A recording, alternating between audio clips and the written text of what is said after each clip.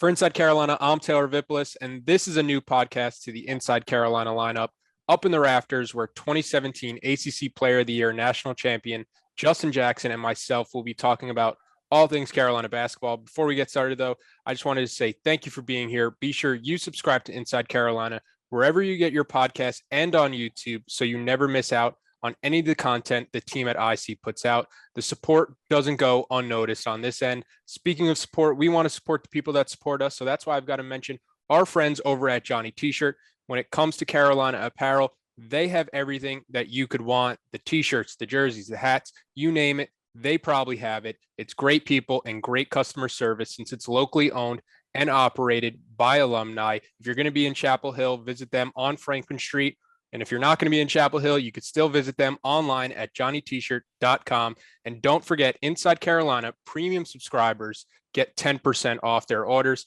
All right, getting to it. It's Up in the Rafters. I'm Taylor Vippolis, joined by my guy, Justin Jackson. Justin, on Wednesday, Carolina gets a huge win over number 24 Michigan, beating them by 21 in Chapel Hill. What were your biggest takeaways watching that game? My biggest takeaways, man, I think they just from the jump, man, they looked like they were ready and they came out and competed from the very tip. I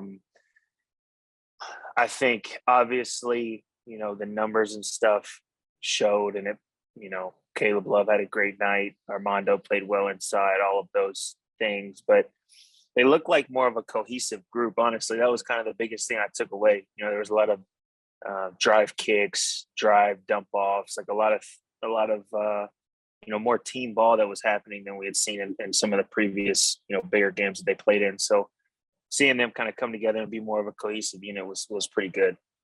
Yeah, I was going to mention that point. There was only 13 assists. I was shocked when I kind of saw that in the final box score because it felt like so much more than 13. It felt like the ball was moving great and not getting stuck in one person's hand.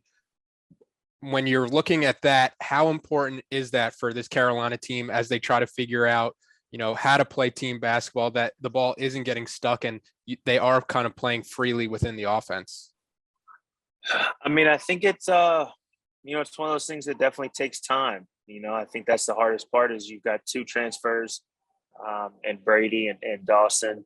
And then you've got some other guys that are, that have been playing together, but, are trying to learn a new system together and all that kind of stuff. And so the unfortunate thing is it takes a little bit of time, and so it's, you can't expect it just to be one game and all of a sudden the switch is flipped. But to see them play and, play the way that they did together on defense and on offense, I think that's definitely a good sign and they're definitely moving in the right direction.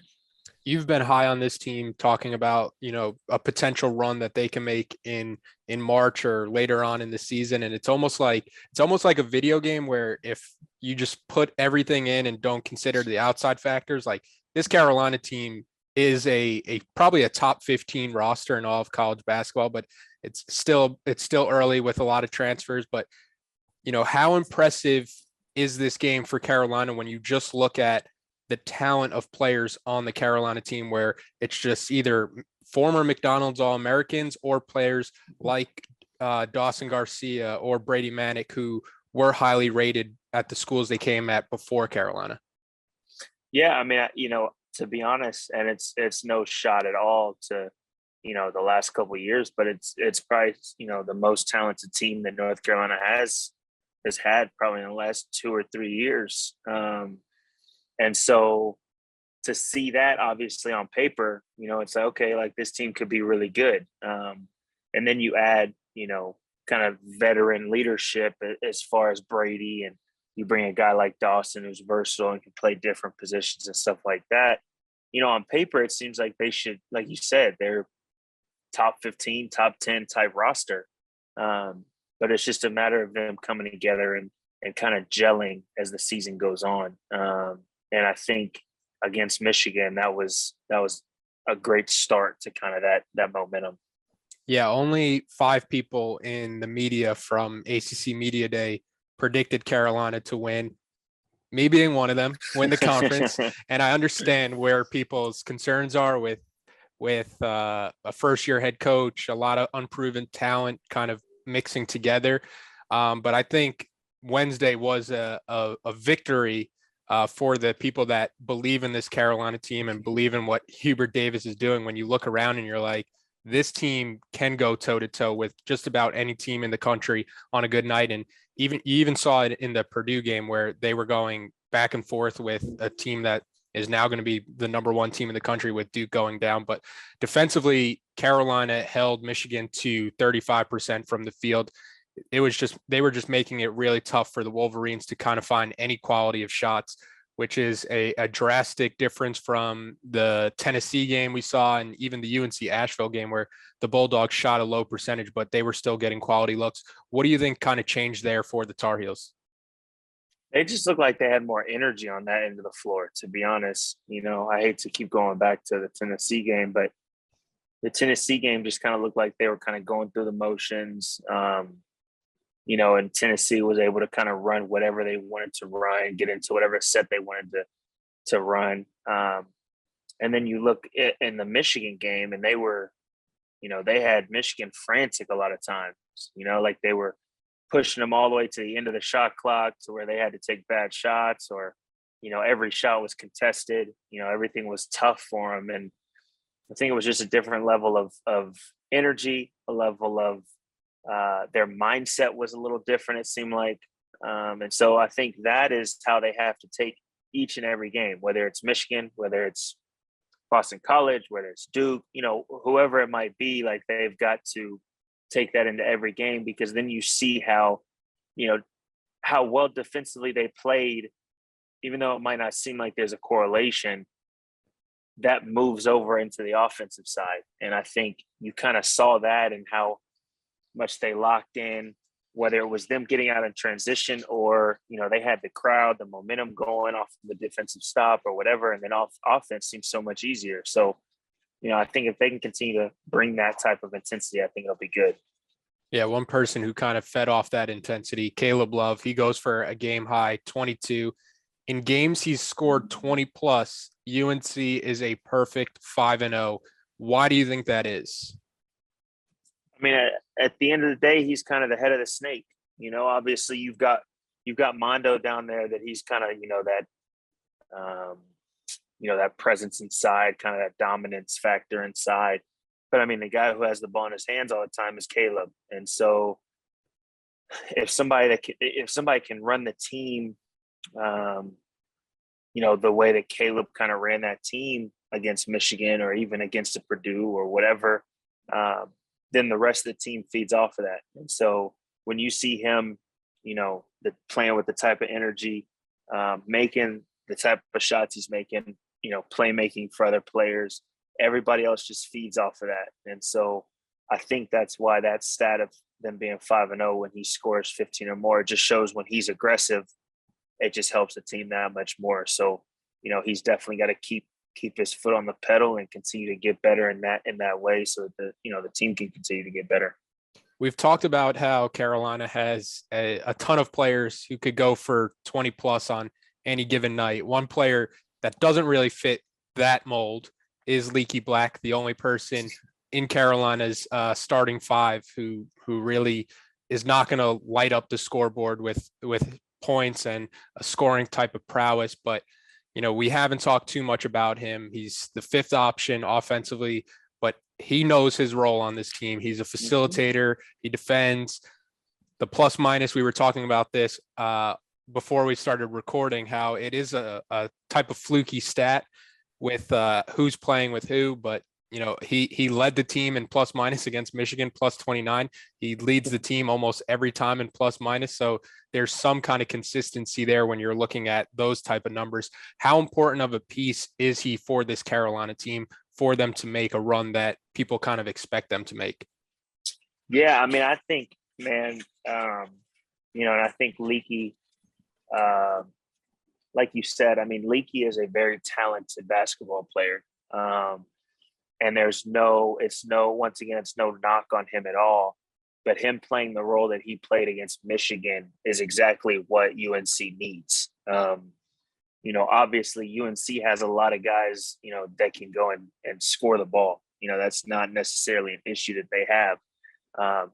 But the one thing without Leaky on the floor that they're missing is kind of that glue guy, kind of that guy who can defend, like you said, can rebound the ball, facilitate, run the floor, make all of those little plays that might not be as glorious as hitting a step back jump shot or, some sort of, break your man off and go score.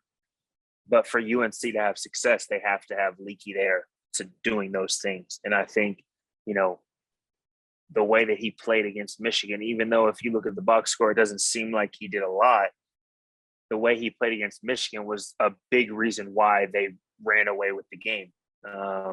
And I think if they can continue to get that, plus with Leaky being as talented, if Leaky can even be more aggressive on offense at times, or be able to run the floor, get him an open layup, or stay on the offensive glass or whatever.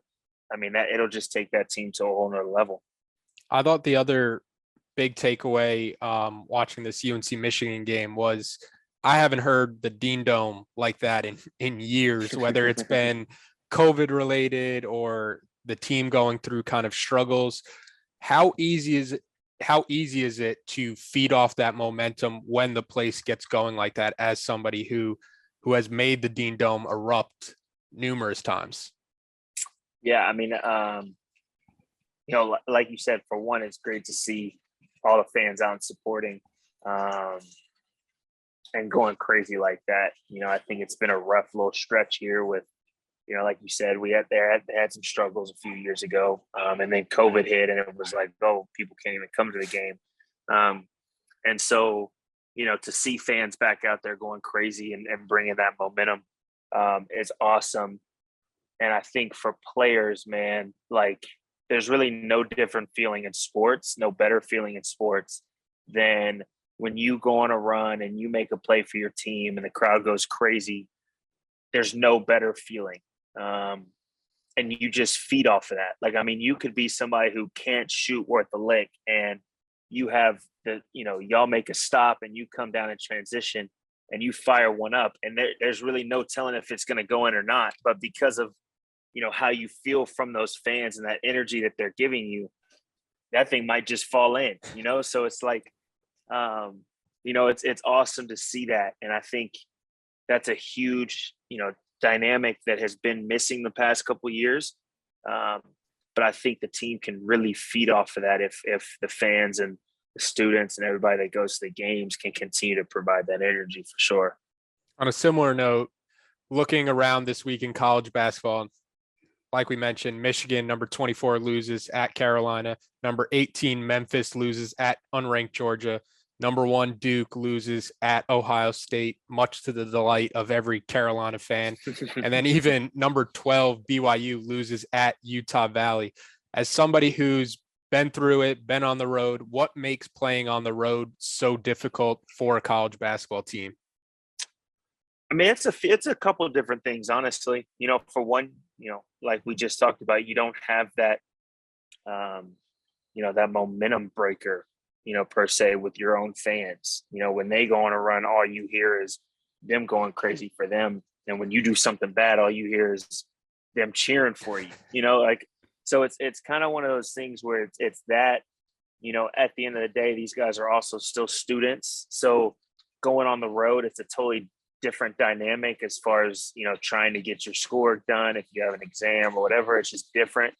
And so I think it's just a bunch of different things, man. It's a different gym. Like, you might have only shot at that gym for shoot around, and there's no other time that you shot there. So, it's a bunch of different things. But to me, man, as a player, it was such a good feeling when you would go in on the road, and it was a good team or whatever, and you would beat that team. That's such a good feeling in sports. And, hopefully these guys can take this Michigan game and really take that and take it up a notch and really get this, this play going, for sure. Yeah, the one win is nice, but Coach Davis hit it on the head in his press conference where he said, in order to validate a win, you have to play as well and win the next game. How big is the next game for UNC on Sunday against Georgia Tech to build on that confidence? It's huge, man. Even though it doesn't seem like that big of a marquee matchup type game, it's still big, to start off kind of, playing their first game against an ACC school. It's a great way to get that whole deal started.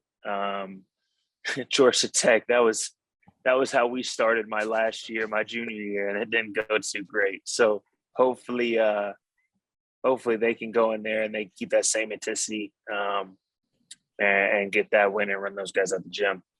Yeah, I remember 2017. I was buying all the hype with Carolina basketball. I was like, oh, they're gonna walk back to the national championship, and then that Georgia Tech game happened. I was like, I'm not getting off the bandwagon, but I'm Fred Flintstone, just putting one foot on the ground just in case. Hey, I think everybody was after that game, man. That was a rough one. So hopefully they can change the what happens when we go in against Georgia Tech. So yeah, something about going to Georgia Tech has been tough in recent history for Carolina, but you kind of mentioned it with the student aspect on the road. In his press conference today, Coach Davis also mentioned that he wished games like this weren't scheduled around finals. It's been a while since you had to take a class, but how challenging was it balancing something like finals week with games that you knew were really important, like a conference matchup for the fans that really don't understand that schoolwork to athletics balance?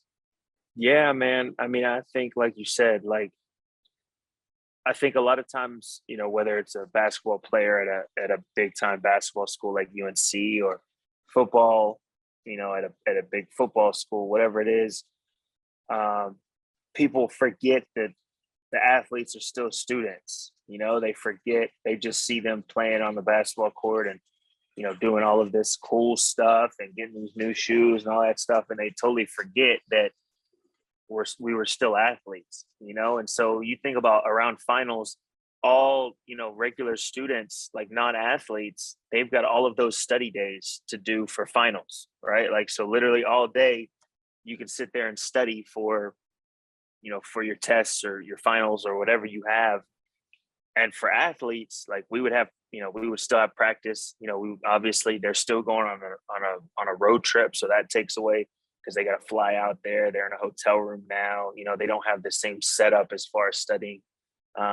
So it is a big deal, and it is totally different than, a non-athlete might experience finals week. And so, obviously I'm praying I do not miss finals at all. I'm praying for all the non-athletes and, the student athletes whenever they go into finals week. But it is different, and it's tough to juggle for sure. But I think the guys will be just fine.